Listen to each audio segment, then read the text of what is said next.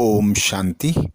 आज दिनांक 3 मई 2022 बाबा ने महावाक्य में हम बच्चों को जो शिक्षाएं दी उनका मनन करेंगे।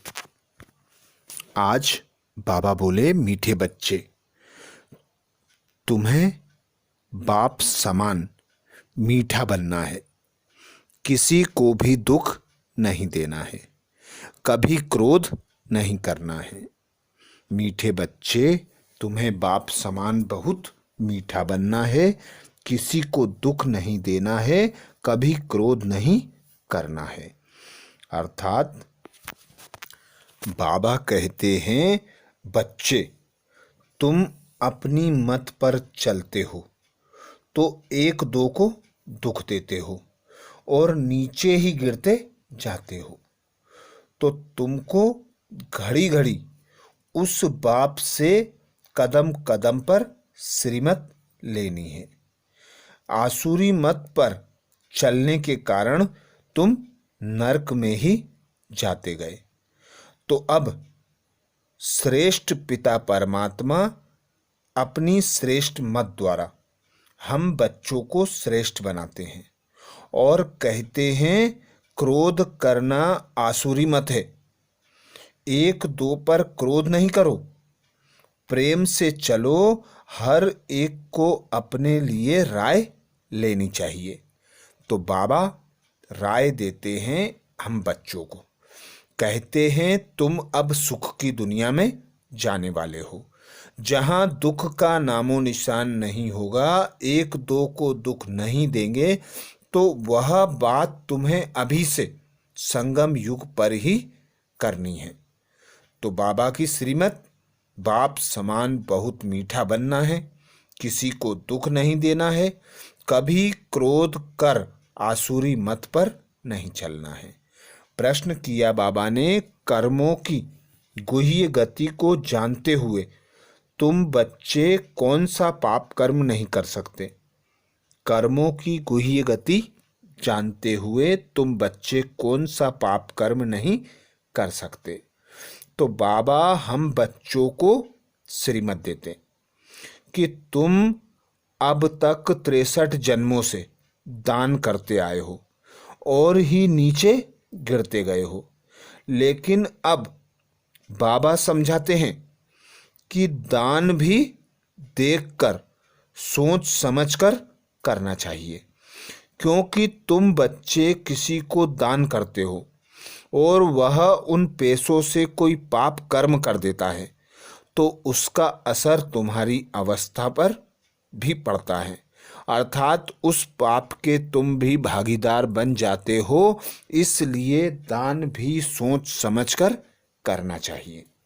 गीत सुनाया बाबा ने, इस पाप की दुनिया से कहीं दूर ले चल, जहां सुख चैन की बंसी बजती हो।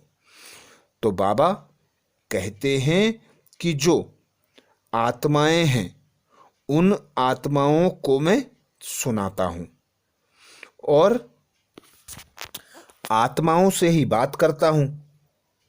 तो हमारा बेहद का बाप हमको ले चलते हैं जहां दुख का नामो निशान नहीं। गीत में भी बाबा कहते, बच्चे कहते हैं, इस पाप की दुनिया से पावन दुनिया में ले चलो। पतित दुनिया किसको कहा जाता है, यह दुनिया नहीं जानती। तो बाबा कहते, देखो, पतित दुनिया में मनमत पर चलना, आसुरी मत पर चलना, क्रोध करना, एक दो को दुख देना, यही अब तक तुम करते आए हो। अब इस अंतिम जन्म में मेरी श्रीमत पर चलो, पवित्र बनो। पवित्र बनने से सुख शांति सब प्राप्त होता है। तो इस अंतिम जन्म पावन बनकर पावन दुनिया में जाने के लायक बनना है। बाबा आए हैं हमें पावन दुनिया में ले जाने के लिए। आगे बाबा बोले, पुरुषार्थ कर तुम माँ बाप को फॉलो करो। ऐसा पुरुषार्थ करो कि माँ बाप के तख्त नसीन अर्थात वारिस बनकर दिखाओ। मम्मा बाबा कहते हो तो भविष्य तख्त नशीन होकर दिखाओ। तो बाप कहते हैं इतना पढ़ो जो इतने ऊंचे जाओ। ऐसे बहुत बच्चे हैं जो बाप से भी ऊंचे चले जाते हैं। बेहद का बाप कहते हैं हम तुमको विश्व का मालिक बनाने आता हूँ, मैं थोड़े ही बनता हूँ। कितना मीठा बाप है, उसकी श्रीमत मशहूर है। उसकी श्रीमत से ही हम श्रेष्ठ बनते हैं। बाबा कहते हैं यह खेल है हार जीत का। माया से हारे हार है और माया से जीते जीत है। तो बाबा हम बच्चों को श्रीमत देते कि पवित्र बनो। पवित्र बनने से तुम बच्चों को सुख, शांति, आनंद, प्रेम, पवित्रता सब प्राप्त होते हैं। और तुम कल्प कल्प मायाजीत बनते हो। तो मायाजीत बनने के लिए बाप की श्रीमत पर चलना है, बहुत मीठा बनना है, किसी को दुख नहीं देना है, क्रोध नहीं करना है। इस अंतिम जन्म पवित्र जरूर बनना है। बाबा कहते तुम हो ईश्वरीय औलाद, तो तुम्हारी चलन बड़ी रॉयल होनी चाहिए। कहते हैं गुरु के निंदक ठोर ना पाए। उन्होंने बाप, टीचर, गुरु अलग होते हैं।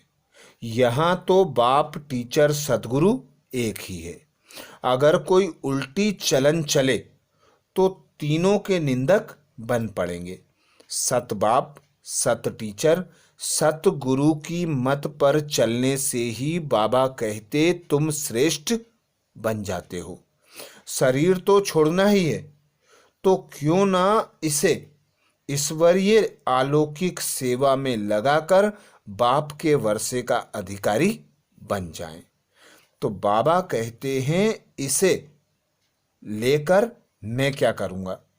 मैं तो तुम बच्चों को स्वर्ग की राजाई देता हूँ, बादशाह बनाता हूँ, मैं नहीं बनता। मैं तो तुम बच्चों को राजाई देकर अपने घर परम धाम में चला जाता हूँ। गाते सब हैं बम बम महादेव, भर दे मेरी झोली। परंतु यह कब और कैसे झोली भरते हैं यह कोई भी नहीं जानते। झोली भरी थी तो जरूर चैतन्य में थे। 21 जन्म के लिए बाबा हम बच्चों को सुखी और साहूकार बना देते हैं। ऐसे बाप की मत पर कदम कदम चलना चाहिए। यही बाबा कहते बड़ी मंजिल है। बेहद का बाप हम बच्चों से कहते हैं मैं तुम बच्चों को बेहद का वर्षा देने आया हूँ। तुम्हारा एक है लौकिक फादर, दूसरा है अलौकिक प्रजापिता ब्रह्मा, तीसरा पारलौकिक शिव। तुमको 3 फादर हुए। तुम जानते हो हम दादे से ब्रह्मा द्वारा वर्षा लेते हैं, तो श्रीमत पर चलना पड़े तब ही श्रेष्ठ बनेंगे। सतयुग में बाबा कहते तुम प्रारब्ध भोगते हो। वहाँ ना प्रजापिता ब्रह्मा को ना शिव को जानते हो, वहाँ सिर्फ एक लौकिक फादर को जानते हो। सतयुग में एक बाप है, भक्ति में 2 बाप हैं, लौकिक और पारलौकिक। इस संगम युग पर तुम बच्चों को 3 बाप हैं। यह बातें कोई भी समझा ना सके तो निश्चय बैठना चाहिए। ऐसे नहीं अभी अभी निश्चय, फिर अभी अभी संशय। अभी जन्म लिया और अभी अभी मर जाना। मर गया तो वर्षा खत्म। ऐसे बाप को फारकती नहीं देनी चाहिए। जितना निरंतर याद करेंगे, सर्विस करेंगे, उतना उच्च पद पाएंगे। बाप यह भी बतलाते हैं मेरी मत पर चलो तो बच जाएंगे, नहीं तो खूब सजाएं खानी पड़ेंगी, सब साक्षात्कार कराएंगे। यह तुमने पाप किया, श्रीमत पर नहीं चले। सूक्ष्म शरीर धारण कराए सजाएं दी जाती हैं।